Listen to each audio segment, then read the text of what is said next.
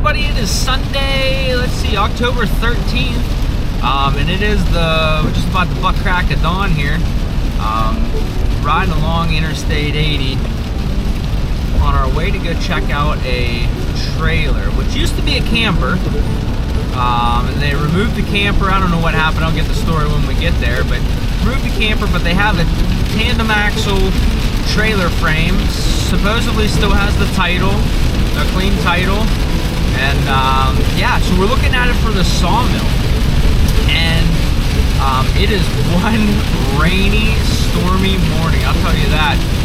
We've had lightning bolts, actually one that was so bright I actually had to like close my eyes to readjust while I was driving. It was crazy, but not a whole lot of traffic on 80 this morning, just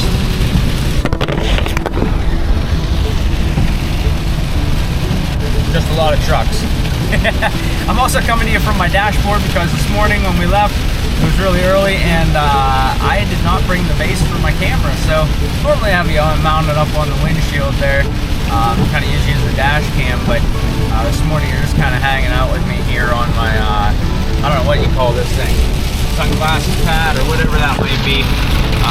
So yeah, anyway, the idea is going to be, instead of trying to level out some ground and make sure it's packed down in, and then pouring a concrete slab, and then doing all that kind of stuff for our sawmill, the idea is we want to make it mobile.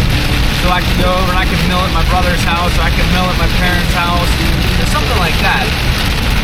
Or even take it back into the woods where maybe we're building a tree stand or something of that sort. So we want to go ahead and make it mobile, but I always like to be legal with things, so we're looking for one with a title as well. But we're going to go ahead and check it out today. Hopefully, fingers crossed, it works out well. We can work out a deal, and then we'll be getting that set up. Probably have to add some D-rings to tie everything down to it. I don't know, replace the deck, add some bracing. I'm not sure what all we'll need, but I'm excited about it. We're going to go check it out, so stay tuned. All right, so we did indeed, let's see here. There we go. So we did indeed pick up the trailer.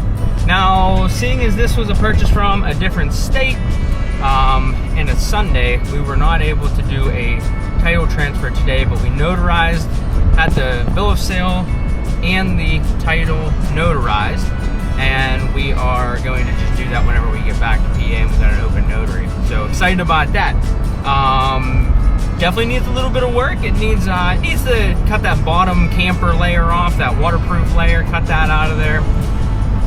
Then probably gonna have to build some wheel wells for it, for the state of Pennsylvania. But other than that, it's gonna be pretty cool. Need to put a little bracing in as well.